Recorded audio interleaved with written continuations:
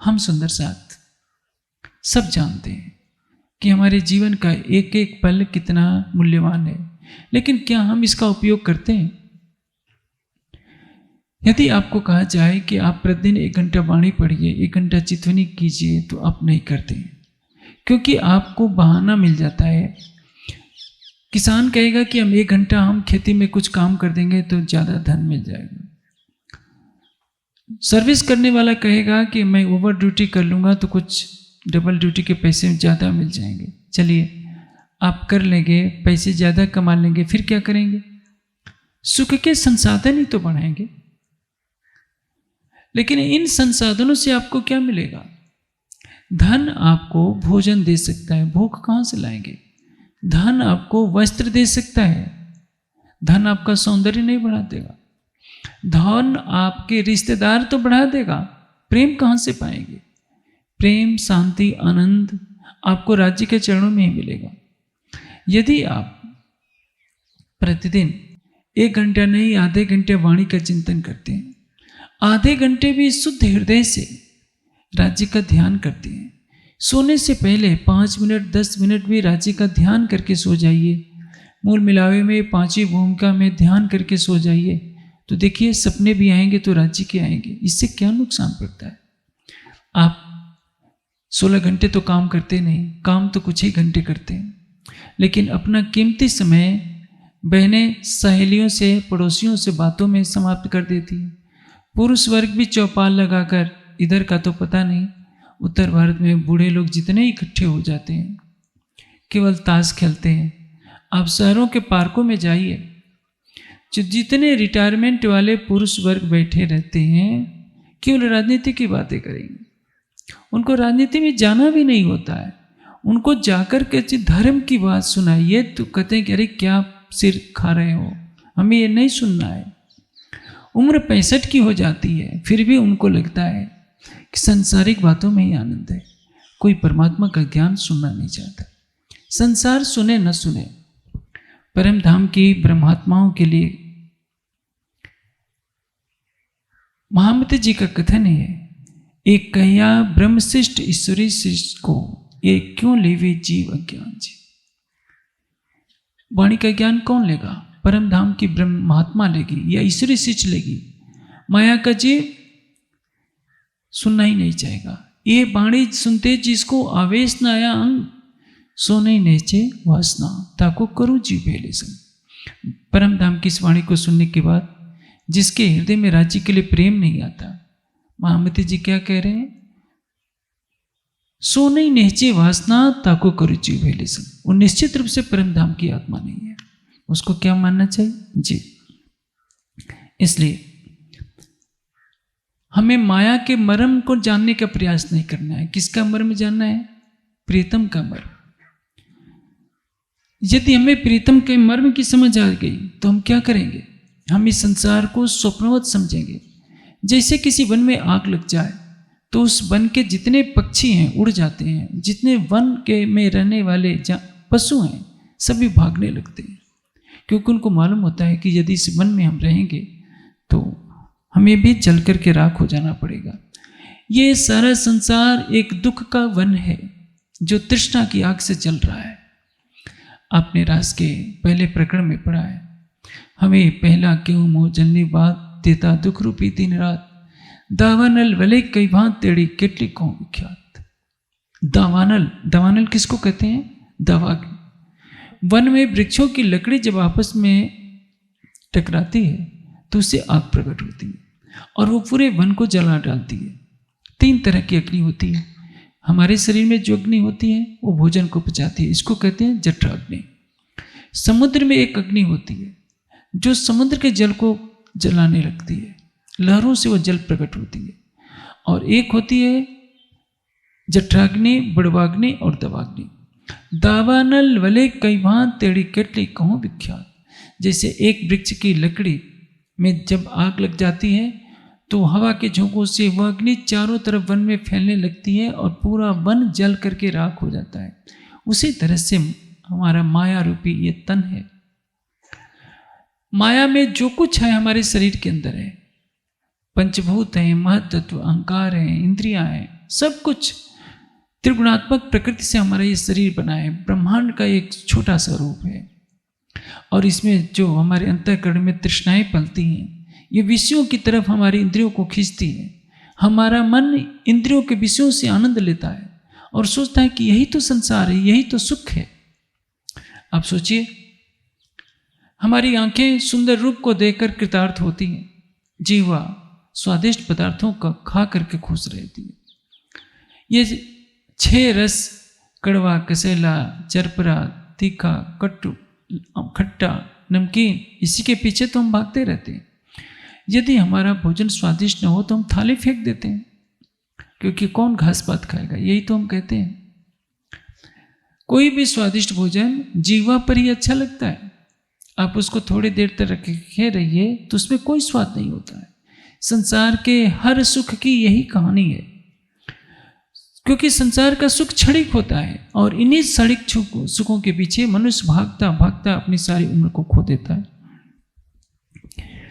महामती जी की आत्मा के द्वारा राज जी हमें जगा रहे हैं और इतने एक कठोर शब्द भी बोल रहे हैं कि धाम धनी आए तुम कारण, तुम्हें अजहो न आवे शर्म जी। राज जी आपको जगाने के लिए आए हैं, लेकिन आपको लज्जा क्यों नहीं आ रही है कि आपका प्राणेश्वर आपकी आत्मा को जगाने के लिए आया है। मिराज के तन में बैठा है, महामती के धाम हृदय में बैठा है। गांव गांव, नगर नगर भटक रहा है, भटक नहीं रहा है। आपको माया में भटकने से बचाने के लिए एक एक आत्मा को खोज रहा है। अहमदाबाद से सीधे दीप बंदर पहुंचता है, जयराम कंसारा को जगाता है। वहां से मस्कत बंदर जाता है, अवासी बंदर जाता है, चिंतामणि को भी जगाता है ठट्ठे नगर में जाकर। किसके लिए? परम धाम की आत्माओं के लिए तो उसको जाना पड़ रहा है। चाहे अरब की रेगिस्तानी धरती हो, चिलचिलाती लू हो, शीतल हवा के झोंके हो, कोई भी उसकी बाढ़ को रोकने में समर्थ नहीं है। क्योंकि जिस तन में वो अक्षरातीत का आवेश बैठा है, वो कभी भी शांति से संसार की तरह रह नहीं सकता। और वो अक्षरातीत सभी आत्माओं को जगा रहे हैं। और परम धाम की आत्माएं यदि चादर छोड़ ओढ़कर माया में सोती रहें तो यही वाक्य कहना पड़ेगा कि तुम्हें अजो न आवे शर्म जी। परम धाम में सबने कहा था कि राज्य हमारा प्रेम आपसे बड़ा है, क्योंकि हम आपको रिझाती हैं। अक्षरातीत तो अपना प्रेम निभाने के लिए, आपको जगाने के लिए परम धाम की वाणी लेकर आए। पहले देवचंद जी के तन में विराजमान हुए, उसके पश्चात मिहिराज के तन में विराजमान है। और ये प्रकाश की वाणी इसी सत्य का प्रकाश कर रही है कि जो महामती जी के रूप में आया है अक्षरातीत का आवेश, वही हमारी आत्मा का प्रीतम है, जिसने ब्रज में हमारे साथ लीला की थी, जिसने रास में लीला की, जिसने श्री देवचंद जी के तन में लीला की। वो माया का अंधकार दूर करने के लिए हमें जगा रहे हैं। किंतु हमारी स्थिति क्या है? आपण हजी नथी ओळख्या जुओ विचारी में। हमने आज तक न तो उनके स्वरूप की पहचान की है, न उनके निर्देशों का पालन किया है। इसीलिए क्या कहते हैं, जिन दुख देखे गुनहगार होत हो, आज्ञा न मानो पीऊ जी। एक बात सभी रट लेते हैं, राज्य का हुक्म होगा तो हम ये कर देंगे, राज्य का हुक्म होगा तो ये कर देंगे, लेकिन राज्य का हुक्म कोई मानने के लिए तैयार नहीं है। राज्य का हुक्म है निस्तिन ग्रहिए प्रेम सो युगल स्वरूप के चरण। क्या आप करते हैं? नहीं करते हैं। तो राज्य का आदेश का उल्लंघन कौन कर रहा है? आप कर रहे हैं। जैसे आप नौकरी करते हैं, आप अपने से बड़े अधिकारी की बात का उल्लंघन करेंगे तो क्या होगा? नौकरी में कौन रखेगा आपको? ये राज्य दया के सागर हैं, करुणा के सागर हैं, प्रेम के सागर हैं। तभी तो आप उनकी बात का उल्लंघन करते हैं। राज्य ने कहा चर्चा सुन जो दिन ने रात अपने तूठा प्राणनाथ। दिन रात चर्चा सुनिए का तात्पर्य क्या है? दिन रात किसी भी माध्यम से, चाहे चर्चा के माध्यम से हो, चाहे वाणी के चिंतन के माध्यम से हो, परम धाम की वाणी का ज्ञान प्राप्त कीजिए। किंतु समाज ये क्या करता है? लंबी परंपरा है कि बड़ी बड़ी हस्तियां भी गांव में आती रही हैं, कहती थी कि भजन करो भजन, और भजन के नाम पर गरबे शुरू हो जाते थे। सुंदर साथ पूरी रात नाचता कूदता था। न वाणी की चर्चा न चितवनी, कभी प्रकाश नहीं डाला जाता। आज भी बहुत कुछ वैसा ही चल रहा है। आज भी बड़े बड़े कार्यक्रम होते हैं, हर विद्वान 10 मिनट 15 मिनट बोल करके शांत हो जाता है। कार्यक्रम होंगे 3 दिन के, 4 दिन के, 5 दिन के, लेकिन शायद ही किसी दिन 2-3 घंटे चर्चा होती हो। आत्मा को जगाने के लिए आप देखिए, स्वयं अक्षरातीत जिस तन में लीला कर रहे हैं, महामती जी का वह तन रात्रि के 9 से 12 चर्चा करता है, सवेरे भी 9 से 12 चर्चा करता है। प्रतिदिन औसतन 6 घंटे चर्चा होती है और केवल एक तन 6 घंटा बोलता है। हमारे समाज में बड़े बड़े कार्यक्रम होते हैं, विद्वान 5-5, 6-6 आते हैं, 7-7 आते हैं। पहला दिन किस में निकल जाता है? शोभा यात्रा में, नाचने कूदने में निकल जाता है। दूसरे दिन सभी विद्वानों ने 15-15 मिनट प्रवचन दे दिया। 15 मिनट के प्रवचन में 4 मिनट तो बंदो सतगुरु और दूसरों को संबोधित करने में लगा लेते हैं। 10-11 मिनट का प्रवचन धन्यवाद होता है और उसके पश्चात तीसरे दिन पाठों का समापन हो जाता है, उसमें नाचते कूदते हैं, बस कार्यक्रम समाप्त। इससे समाज की जागृति क्या होगी? सुंदर साथ को बोध क्या होगा? इसलिए आवश्यकता है समय की गति के अनुसार अपनी नीतियां बनाने की। जो समय की गति को नहीं पहचानते वो नष्ट हो जाते हैं। आज 21वीं सदी है। 21वीं सदी में यदि हम बैलगाड़ी की गति से चलेंगे तो हम कभी भी लक्ष्य तक नहीं पहुंच सकते। आने वाली पीढ़ी पढ़ी लिखी होगी, वो 5 बार के तारतम पाठ, 5 चौपाई और चरणामृत प्रसाद से संतुष्ट होने वाली नहीं है। उसको उसकी शंकाओं का समाधान चाहिए। यदि उसकी शंकाओं का समाधान नहीं होगा तो परिणाम क्या होगा? उसके लिए बाल योगेश्वर, उसके लिए न जाने कितने संप्रदायों का दरवाजा खुला हुआ है। वो सुंदर साथ क्यों बन करके रहेगी? यदि सुंदर साथ को परम धाम की चितवनी का मार्ग नहीं मिलेगा, वाणी का चिंतन का मार्ग नहीं मिलेगा, तो हिंदुस्तान में तो 1000 पंथ हैं। 1000 में से 999 पंथों का दरवाजा 24 घंटा खुला रहता है। हमारे समाज के अग्रगण्य भूल जाते हैं।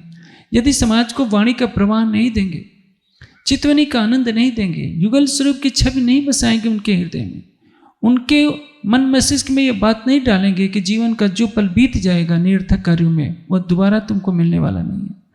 इसलिए कहा है, जब इन अर्थे जागी वासना तब वृथा न जाए एक श्वास जी। हम हर पल अपना समय खोते जा रहे हैं। पूछा जाता है आपने तारतम कितने साल पहले लिया था? कह देते हैं कि 50 साल हो गए, 40 साल हो गए। आपने क्या उपलब्धि की है? कहते आप क्या कहते हैं? क्या कर लेते हैं? 5 बार तारतम का पाठ कर लेते हैं, चरणामृत प्रसाद ले लेते हैं, मंदिर जाते हैं, परिक्रमा कर लेते हैं, या 2 चौपाई पढ़ लेते हैं, 1 पेज चौपाइयाँ पढ़ लेते हैं। इससे क्या होगा? ये तो आपको प्राथमिक कक्षा की बातें बताई गई थी। क्या जीवन भर वही करते रहेंगे? आप अपने बच्चों को कक्षा में भेजते हैं, उससे अपेक्षा करते हैं कि तुम अधिक से अधिक नंबर लाओ ताकि और अच्छे कॉलेज में एडमिशन हो सके। हर वर्ष उसकी कक्षा बदल देते हैं। हर तीसरे महीने, छठे महीने परीक्षा ली जा रही है। कहीं कहीं ऊंचे संस्थानों में तो हर महीने परीक्षा देनी पड़ती है। क्यों? मूल्यांकन करने के लिए। हमारे समाज में कोई मूल्यांकन ही नहीं करता कि हमें तारतम लिए हुए कितने वर्ष हो गए। हमारी आत्मा के कल्याण के लिए, हमें जागृत करने के लिए स्वयं अक्षरातीत महामती जी के धाम हृदय में पधारे हैं और माया में हम लिप्त होते जा रहे हैं। अपने हृदय में बैठे हुए अपने प्राणेश्वर की तरफ नहीं देखते हैं। तो राज्य की पुकार यही है कि तुम्हें अजहू न आवे शरम जी। इस वाक्य को हमें याद कर लेना चाहिए। धाम धनी आए तुम करन, तुम्हें अजहू न आवे शरम जी। हो सकता है ये चौपाई किसी के हृदय में चोट कर जाए। महात्मती जी की आत्मा कह रही है, ये नीत तुमको क्यों कर उड़सी। हर कोई सोचता है कि माया की निद्रा हम छोड़ दें। कोई भी संसार में अपना बुरा नहीं चाहता। सभी जानते हैं कि जो जागत है सो पावत है, जो सोवत है सो खोवत है। यदि आप सो रहे हैं तो एक चोर आता है और आपकी धन संपदा को सब कुछ उठा कर ले जाता है। वाणी में, इसी प्रकाश वाणी में कहा है, मायाएं कीधा चोर। जिस तरह से चोर आकर हमारी बहुमूल्य संपदा को उठा ले जाता है, उसी तरह से माया ने राज्य से हमें जो अखंड न्यामतें मिली हैं। हमारी सबसे बड़ी संपदा क्या है? ईमान, अटूट विश्वास, अटूट प्रेम, अटूट समर्पण, पूर्ण विरह।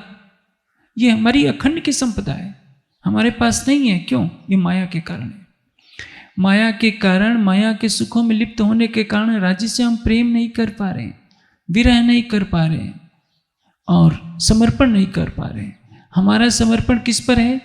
संसार के संगे संबंधियों पर हमारा समर्पण होता है। कोई न किसी का पति होता है, न कोई किसी की पत्नी होती है। पूर्व जन्मों के संस्कारों से कोई जीव पति बन जाता है, कोई पत्नी बन जाती है, कोई पुत्र बन जाता है। हमें ये नहीं पता होता कि इनसे हमारा क्या रिश्ता है। एक सच्ची घटना है कि एक महात्मा जी थे, बहुत प्रसिद्ध थे। उनके पास कुछ भक्तगण गए।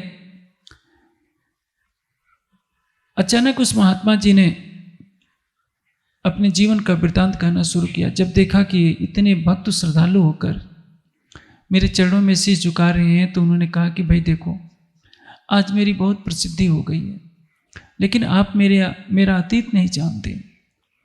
मैं बहुत पहले एक सेठ था, और वो सेठ भी मैं कैसे बना? मेरा जो व्यापार में भागीदार था उसको जहर देकर मैंने मार डाला था, और अचानक ही बहुत बड़ा सेठ बन गया उसके धन से। मेरा समयांतर पर एक पुत्र उत्पन्न हुआ। पुत्र मुझे बहुत प्यारा था।